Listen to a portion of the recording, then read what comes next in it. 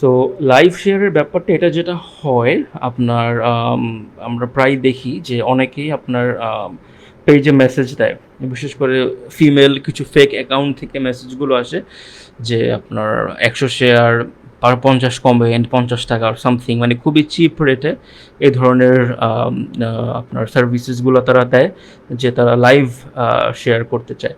So সেক্ষেত্রে আমাদের suggestion হচ্ছে যে লাইভ শেয়ার করে আপনার অ্যাকচুয়ালি কোনো লাভ হবে কি না, উত্তর হচ্ছে গিয়ে অ্যাকচুয়ালি না। বিকজ জিনিসটা যখন প্রথম দিকে চালু হয়েছিল তখন অ্যাকচুয়ালি এটা শুরু হয়েছিল লকডাউনের প্রথম দিকে, যখন অনেকেই আর কি ফেসবুকে আপনার প্রমোশন চালানোর চেষ্টা করতেছে, তখন কিছু genuine buy sell group create হয়, যে গ্রুপগুলোতে অ্যাকচুয়ালি বায়ার্স অ্যান্ড সেলার্সরা ছিল এবং যারা মনে করেন পোস্ট করলে বিক্রি হতো। That was true. কিছু কিছু গ্রুপ থেকে ভালো সাকসেসফুল রেজাল্টও মানুষজন পাইছে, যেখানে শুধু লাইভ করার মাধ্যমে বা গ্রুপে পোস্ট দেওয়ার মাধ্যমে দেখা গেছে যে they got a good amount of sales, right. কিন্তু আপনি যদি লাইভ শেয়ার করার যে সার্ভিসটা তারা চালু করছে ডাউন দ্য লাইন পরবর্তীতে, সেটার যে প্রবলেমটা সেটা হচ্ছে তাদের নিজস্ব কিছু গ্রুপ আছে লাইভ শেয়ার করার জন্য, যেখানে সবাই লাইভ শেয়ার করে, যেখানে সবাই সেলার, যেখানে কোনো বায়ার নাই, এবং তারা র্যান্ডমলি বিভিন্ন ফেক অ্যাকাউন্ট থেকে স্প্যামিংয়ের মতো করে লাইভগুলো শেয়ার করতে থাকে বিভিন্ন গ্রুপে। আপনি নিজেও দেখবেন, যদি আপনি পেজের অ্যাডমিন হয়ে থাকেন এবং আপনি যদি লাইভ শেয়ার করে থাকেন, আপনি দেখবেন যে 300-400 শেয়ার, আপনি যখন ক্লিক করবেন দেখবেন বিভিন্ন গ্রুপে, বাট ওখানে কোনো এঙ্গেজমেন্ট নাই, কোনো কমেন্ট নেই, রিয়াকশান হয়তো খুবই কম, সেল অর্ডার তো পরের কথা। বাট কী হয়, হয়তো ভিউ কিছু বাড়ে, আপনার লাইফটা দেখতে সুন্দর লাগে যে আচ্ছা 300 শেয়ার, মানে যারা কাস্টমার তার কাছে ওটা একটা ব্যাপার, আচ্ছা অনেকগুলো শেয়ার হয়েছে লাইভে, না জানি কী হচ্ছে।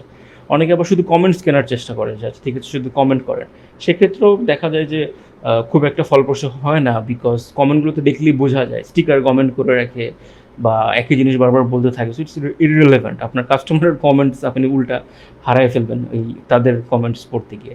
সবচেয়ে ভয়ঙ্কর যে জিনিসটা সেটা হচ্ছে এটা একটা স্প্যামিং প্র্যাকটিসের মধ্যে পড়ে ফর ফেসবুক। সো যখন ফেসবুক দেখে একটা পেজ থেকে এরকম স্প্যাম করা হচ্ছে, বিভিন্ন গ্রুপে লাইভ শেয়ার করা হইতেছে, কিছু কিছু ক্ষেত্রে তারা পেজটা ব্যান করে দেয়, একদম হাওয়ার সাথে মিলিয়ে যায় পেজটা। কিছু কিছু ক্ষেত্রে আপনি পেজটা ফেরোতে পাবেন না, মানে কোনো অস্তিত্বই থাকে না, এমনও হয়। অনেকে আমার কাছে আসছে যে ভাই আমাদের একটা পেজ ছিল, একদিন in one fine morning we don't see the page anymore, পেজটা আর নাই।